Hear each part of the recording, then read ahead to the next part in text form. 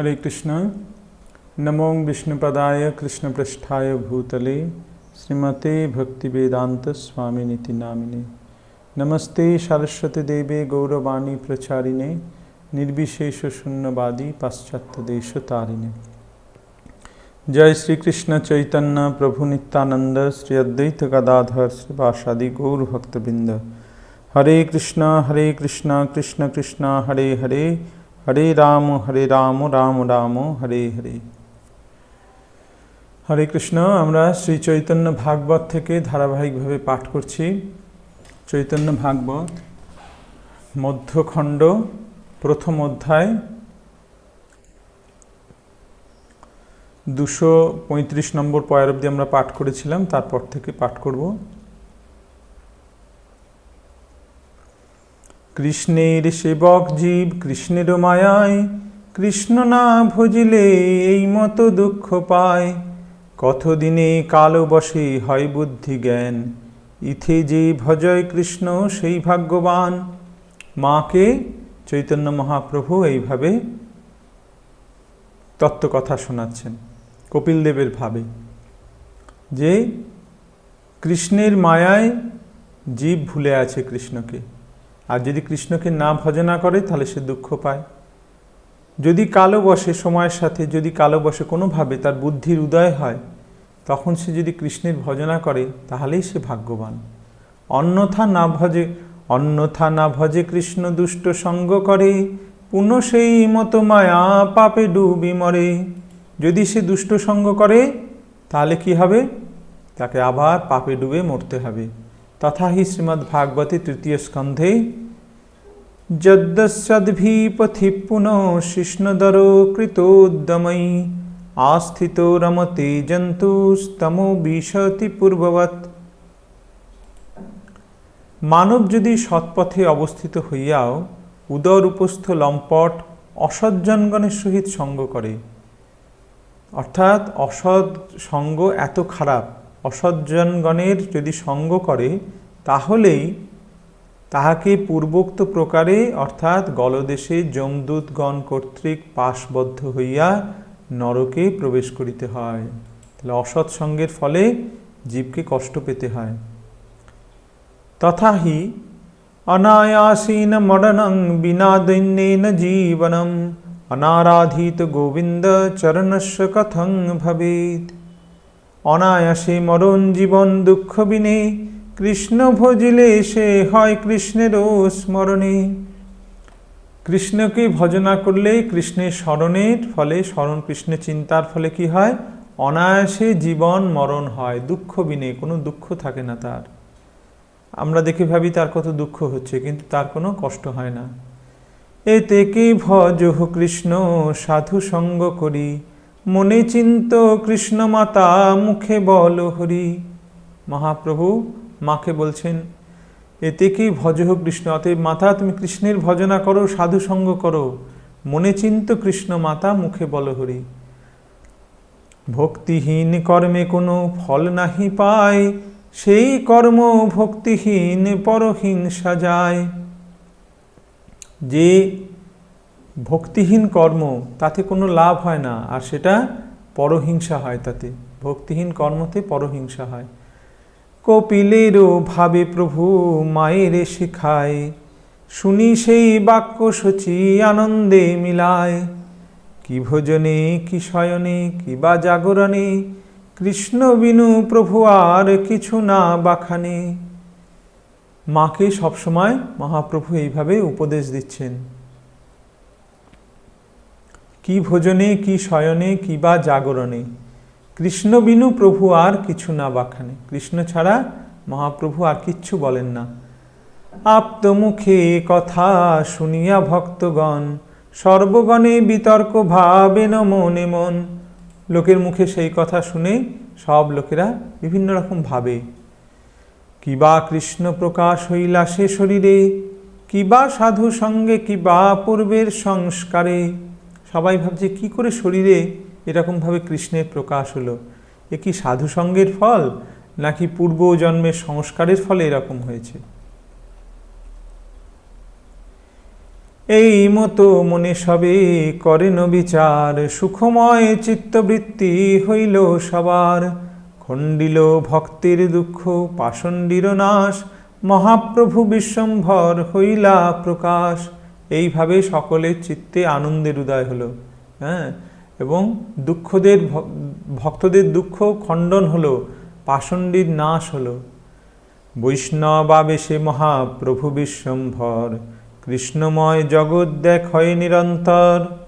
অহর্নি শ্রবণে শুনায় কৃষ্ণ নাম, বদনে বোলায় কৃষ্ণ চন্দ্র বিরাম।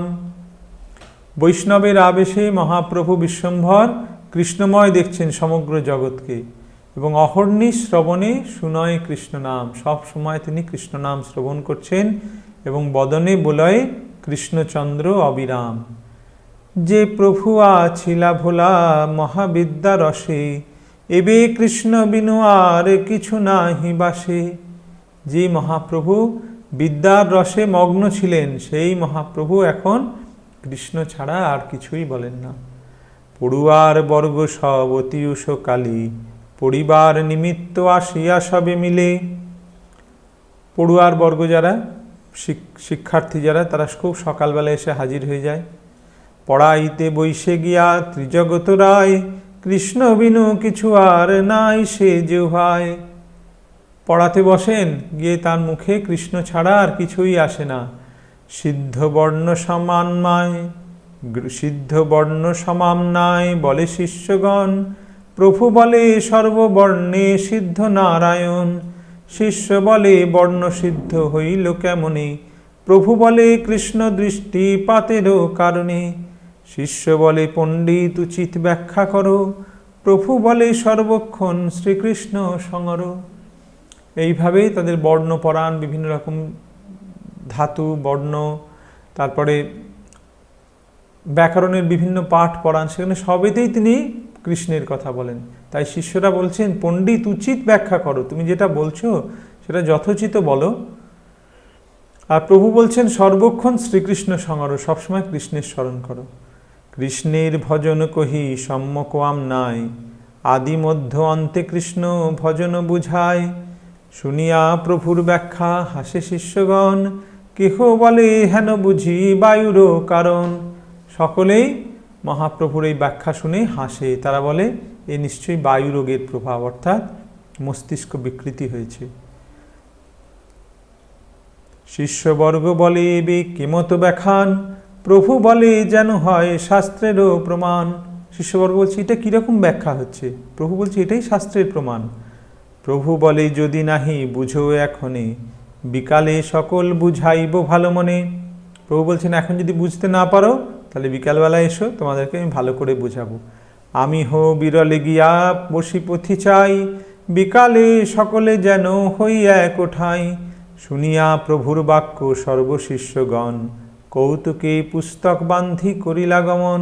মহাপ্রভু বললেন এখন তোমরা বাড়ি যাও, আমি বিকালে তোমাদেরকে আবার পড়াবো, আমি এর মধ্যে একটুখানি পুঁথি পড়ে নিই, পড়ে তোমাদেরকে ভালো করে বোঝাবো। সর্বশিষ্য গঙ্গাদাস পণ্ডিতেরও স্থানে, কহিলেন সব যত ঠাকুর বাখানে। সবাই এবার গিয়ে হাজির হয়েছে, সমস্ত শিষ্যরা গঙ্গাদাস পণ্ডিতের কাছে। গঙ্গাদাস পণ্ডিত হচ্ছেন মহাপ্রভুর শিক্ষক। তাকে গিয়ে বলছেন, কহিলেন সব যত ঠাকুর বাখানে, ঠাকুর যা যা বলছে সেই কথা গিয়ে বলল। এবি যত বাখানেন নিমায় পণ্ডিত, শব্দ শনে বাখানেন কৃষ্ণ সমীহিত। গয়া হইতে যাবত আসিয়াছেন ঘরে, তদবধি কৃষ্ণ বই ব্যাখ্যা নাহি স্ফুরে। তারা বলছেন যে নিমাই পণ্ডিত যা যা বলেছে সব বলল গঙ্গাদাস পণ্ডিতকে, যে কিছুই ব্যাখ্যা করে না, যাই জিজ্ঞাসা করি সবেতেই কৃষ্ণ বলে। যবে থেকে গয়া থেকে এসেছেন তার মুখে কৃষ্ণ ছাড়া আর অন্য কোনো কথাই নেই। সর্বদা বলেন কৃষ্ণ পুলকিত অঙ্গ, ক্ষণে হাস্য হুঙ্কার করয় বহুরঙ্গ। সর্বক্ষণ কৃষ্ণের কথা বলছেন, পুলকিত অঙ্গ, অষ্টসাত্ত্বিক বিকার, হাসছেন, হুঙ্কার করছেন, ক্রন্দন করছেন, এরকম বহু রঙ্গ করছেন। প্রতি শব্দে ধাতু সূত্র একত্র করিয়া, প্রতিদিন কৃষ্ণ ব্যাখ্যা করেন বসিয়া। ধাতু সূত্র যা জিজ্ঞাসা করি সবেতেই তিনি কৃষ্ণের ব্যাখ্যা করেন। এবে তান বুঝিবারে না পারি চরিত, কি করিব আমি সব বলহ পণ্ডিত। সব শিষ্যরা নালিশ করছে, তাহলে এখন বলো। তা পণ্ডিত গঙ্গাদাস পণ্ডিতকে বলছে, এখন বলুন আপনি, আমরা কি করব। উপাধ্যায় শিরোমণি বিপ্র গঙ্গাদাস শুনিয়া সবার বাক্য উপজিল হাস। ওঝা বলে ঘরে যাহ আসিহ সকালে, আজি আমি শিখাইব তাহারে বিকালে। তখন গঙ্গাদাস পণ্ডিত বলছেন, তোমরা এখন ঘরে যাও, সকালবেলা এসো, আমি আজই ওকে শেখাবো বিকালবেলা। ভালো মতো করি যেন পড়াইন পুঁথি, আসিহ বিকালে সব তাহারও সংহতি। তিনি যেন ভালো করে তোমাদের পুঁথি পড়ান সেটা আমি বলবো, তোমরা বিকালবেলা এসো, সব তার সঙ্গে, সব আমার কাছে এসো বিকালবেলা, তাকে সঙ্গে করে নিয়ে। পরম হরিষে সবে বাসায় চলিলা, বিশ্বম্ভর সঙ্গে সবে বিকালে আইলা। বিকালবেলা সবাই, সব শিষ্যগণ পরিবৃত হয়ে তারা মহাপ্রভুকে নিয়ে গঙ্গাদাস পণ্ডিতের কাছে এলেন। গুরুর চরণ ধুলি প্রভুলয় শিরে, বিদ্যালাভ হৌ গুরু আশীর্বাদ করে। গুরুদেবকে প্রণাম করলেন, গুরুদেব আশীর্বাদ করলেন, বিদ্যালাভ হোক। গুরু বলে বাপ বিশ্বম্ভর শূন্য বাক্য, ব্রাহ্মণের অধ্যয়ন নহে অল্প ভাগ্য। মাতামহ যার নীল চক্রবর্তী নীলাম্বর, বাপ যার জগন্নাথ মিশ্র পুরন্দর। বলছেন, দেখো বাবা, আমার কথা শোনো, ব্রাহ্মণ অধ্যাপনার কাজ করছে, কোনো অধ্যাপকের কার্য কোনো অল্প ভাগ্যে হয় না, বহু ভাগ্যের ফলে মানুষ অধ্যাপক হয়। তুমি এটা করছো, পড়াচ্ছ, এটা অল্প ভাগ্যে হয় না। তোমার দাদামশাই, তোমার মাতামহ ছিলেন নীলাম্বর চক্রবর্তীর মতন ব্যক্তি, তোমার বাপ মিশ্র পুরন্দর জগন্নাথ মিশ্র, উভয় কুলেতে মূর্খ নাহিক তোমার, তুমিও পরম যোগ্য বাখ্যানে টিকার। উভয় কুলেতে তোমার কোনো মূর্খ কেউ নেই, তোমার পরম বিদ্বান বংশ তোমার, আর তুমি নিজেও পরম যোগ্য ব্যাখ্যানে টিকার। অধ্যয়ন ছাড়িলে সে যদি ভক্তি হয়, বাপ মাতামহ কি তোমার ভক্ত নয়। বলছেন, যদি পড়ানো ছেড়ে দিলে যদি ভক্তি হয়, তাহলে তোমার বাবা, তোমার মাতামহ এরা কি ভক্ত ছিলেন না? ইহা জানি ভালো মতে করো অধ্যয়ন, অধ্যয়ন হইলে সে বৈষ্ণব ব্রাহ্মণ। ভালো করে অধ্যয়ন করো, অধ্যয়ন করলে তবেই ভালো বৈষ্ণব, ভালো ব্রাহ্মণ হবে। ভদ্রা ভদ্র মূর্খ দ্বিজ জানিবে কেমনে, ইহা জানি কৃষ্ণ বলো করো অধ্যয়নে। ভদ্রা ভদ্র, ভদ্র অভদ্র, কোনটা ঠিক কোনটা ভুল, কোনটা ভালো কোনটা মন্দ, এটা এই শিষ্যরা জানবে কি করে? তুমি সবসময় সবেতেই কৃষ্ণ বলছো, তাহলে এরা বুঝবে কি করে কোনটা ভুল কোনটা ঠিক? ভালো মতে গিয়া শাস্ত্র বসিয়া পড়াও, ব্যতিরিক্ত অর্থ করো মোরো মাথা খাও।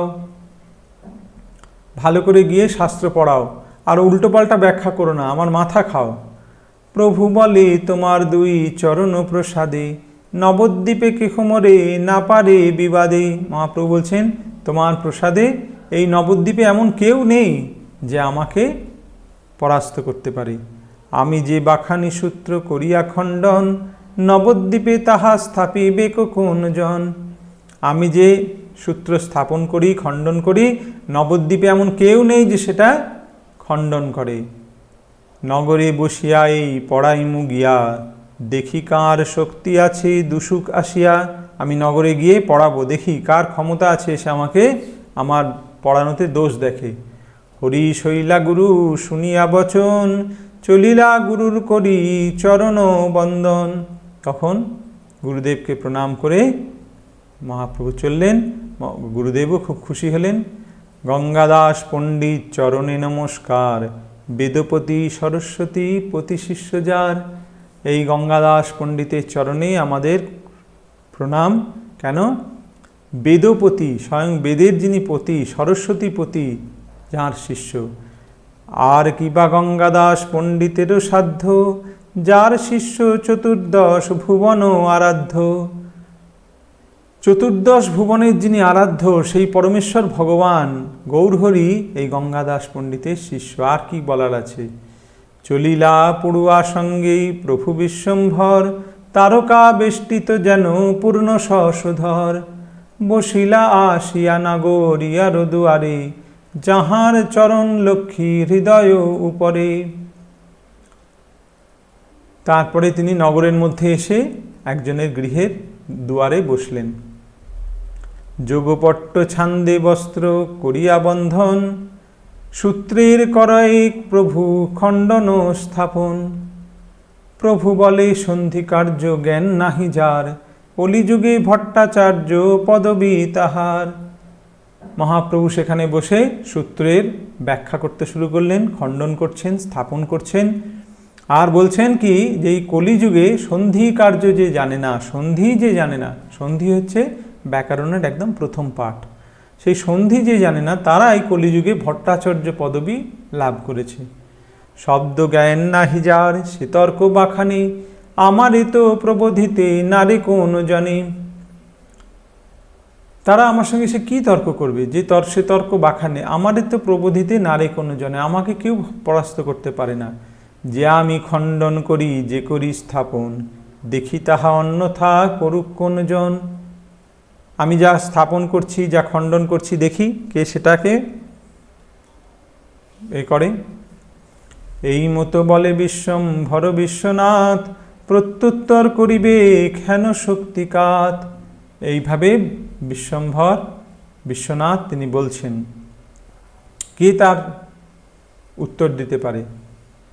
গঙ্গা দেখিবারে যত অধ্যাপক যায়, শুনিয়া সবার অহংকার চূর্ণ হয়। এইভাবে মহাপ্রভুর কথা শুনছেন কারা? এসব অধ্যাপকরা গঙ্গার তীরে এসেছিল গঙ্গা দর্শন করতে, তারা মহাপ্রভুর এই কথা শুনে তাদের অহংকার চূর্ণ হয়ে গেছে। কার শক্তি আছে বিশ্বম্ভরের সমীপে, সিদ্ধান্ত দিবে কেন আছে নবদ্বীপে। এই মতো আবেশে বাখ্যানে বিশ্বম্ভর, চারিদণ্ড রাত্রি তবু নাহি বা অবসর। এইভাবে সারা রাত ধরে তিনি সূত্রের ব্যাখ্যা করছেন, খণ্ডন করছেন, আবার সেই বিদ্যার এতে মত্ত হয়ে তিনি করছেন, দেখি কে আমাকে পরাস্ত করতে, কে আমার ভুল ধরতে পারে। এইভাবে প্রায় রাত্রি, অনেক রাত্রি হয়ে গেছে। দৈবে আর এক নগরিয়ার দুয়ারে, এক মহাভাগ্যবান আছে বিপ্রবরে।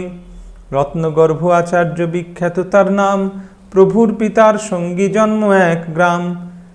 দৈবক্রমে মহাপ্রভু তারপরে এসে আর এক নগরিয়ার গৃহে এলেন, আর একজন ব্যক্তির গৃহে এলেন। সেই ভাগ্যবান বিপ্রের নাম হচ্ছে রত্নগর্ভ আচার্য, আর তিনি হচ্ছেন জগন্নাথ মিশ্রের সঙ্গী এবং একই গ্রামে তাদের জন্ম হয়েছিল। 3 পুত্র তাঁর কৃষ্ণ পদমকরন্দ, কৃষ্ণানন্দ জীব যদুনাথ কবিচন্দ্র। তার 3 পুত্র যারা সর্বদা কৃষ্ণপদর মধু পান করছে, তাদের নাম হচ্ছে কৃষ্ণানন্দ, জীব আর যদুনাথ কবিচন্দ্র। ভাগবত পরমাদরে দ্বিজবর, ভাগবত শ্লোক পড়ে করিয়া আদর। পরম আদরে সেই দ্বিজবর ভাগবত পাঠ করছিল, সে তখন শ্লোক পড়তে লাগলো। তথাহি শ্রীমদ্ ভাগবতে শ্যামং হিরণ্য পরিধিং বনমাল্যবর্ষ, ধাতু প্রবাল নটবেশ মনুব্রতাংশে, বিন্যস্ত হস্তমিতরেণু ধুনান বব্জম, কর্ণোৎপলালক কপোল মুখাব্জ হাসম।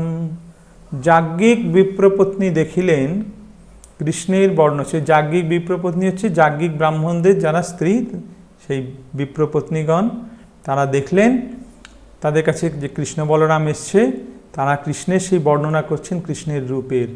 কৃষ্ণের বর্ণ শ্যামল, পরিধানে হিমাভ পীতবসন, তিনি বনমালা, শিখিপুচ্ছ, ধাতু ও প্রবালাদি দ্বারা নটবর বেশে সজ্জিত হইয়া বাম হস্ত প্রিয় শাখার স্কন্ধে স্থাপনপূর্বক, বাম হাতটা তার সখার কাঁধে হাত দিয়ে দাঁড়িয়ে আছেন, আর দক্ষিণ হস্তে লীলা কমল সঞ্চালন করিতেছেন, ডান হস্তে একটা পদ্মফুল নিয়ে সেটাকে ঘোরাচ্ছেন। তাহার কর্ণদয় পদ্মযুগল, গণ্ডদয় অলকাবলী, কানে পদ্মযুগল কুণ্ডল রয়েছে, গণ্ডদেশে অলকাবলী, গণ্ডদেশ মানে গালেতে অলকাবলী আঁকা, আর মুখপদ্মে সুমধুর হাস্য শোভা পাচ্ছে। এই শ্লোক যেই শুনলেন মহাপ্রভু, ব্যাস, এতক্ষণ বিদ্যার রস করে খুব বিদ্যার করছিলেন। ভক্তিযোগী শ্লোক পড়ে পরম সন্তোষে, প্রভুর কর্ণেতে আসি করিল প্রবেশে। ভক্তির প্রভাব মাত্র শুনিলা থাকিয়া, সেইক্ষণে পড়িলেন মূর্ছিত হইয়া।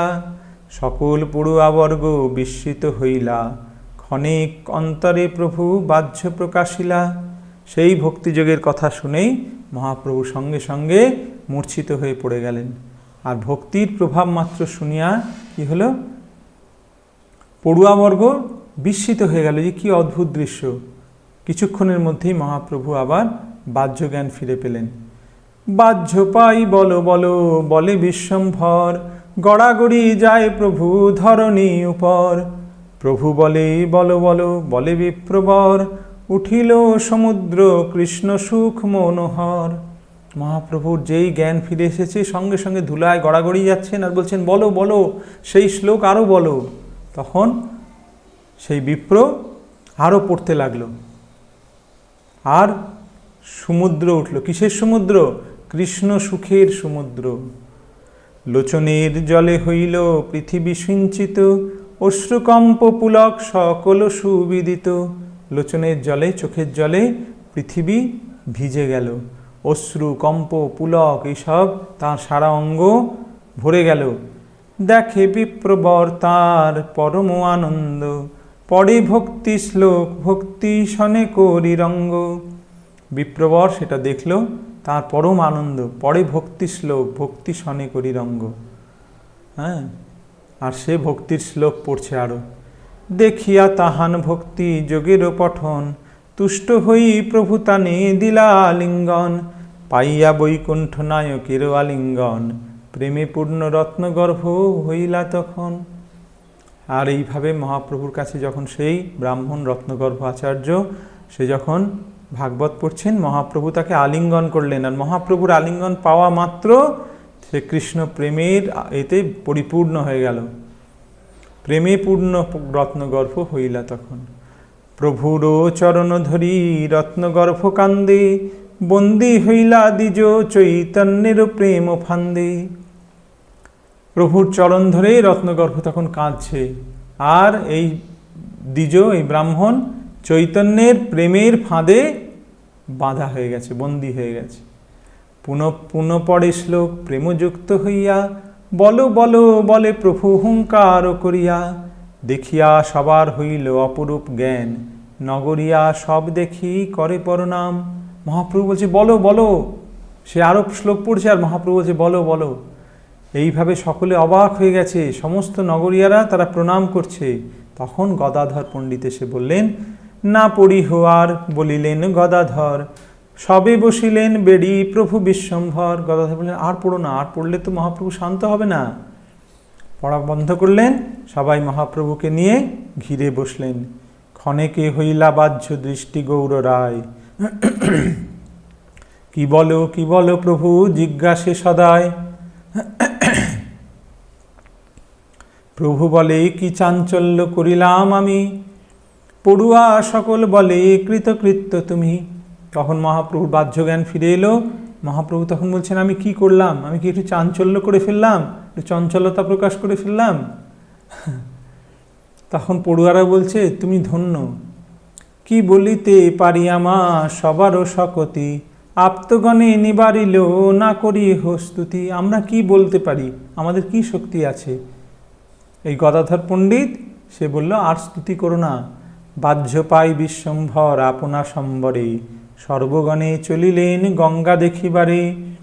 গঙ্গা নমস্করি গঙ্গা জল নীলাশিরে, গোষ্ঠীর সহিত বসিলেন গঙ্গা তীরে। তারপরে বাহ্য পেয়ে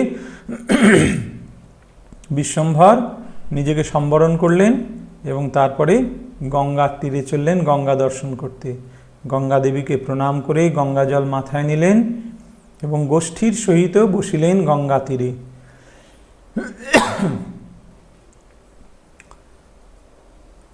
সকল গোষ্ঠীকে বেড়েই তিনি গঙ্গার তীরে বসলেন। যমুনার তীরে যেন বেড়ি গোপগণ, নানা ক্রীড়া করিলেন নন্দেরও নন্দন। যেমন নন্দের নন্দন শ্রী গোবিন্দ সমস্ত গোপগণ পরিবৃত হয়ে যমুনার তীরে বসে ক্রীড়া করেছিলেন, সেই রকম গৌরচন্দ্র তার সমস্ত আপ্তবর্গ, তার সমস্ত শিষ্য পরিবৃত হয়ে গঙ্গার তীরে বসে ক্রীড়া করতে লাগলেন। আজ আমরা এই অবধি পাঠ করলাম 318 নম্বর পয়ার।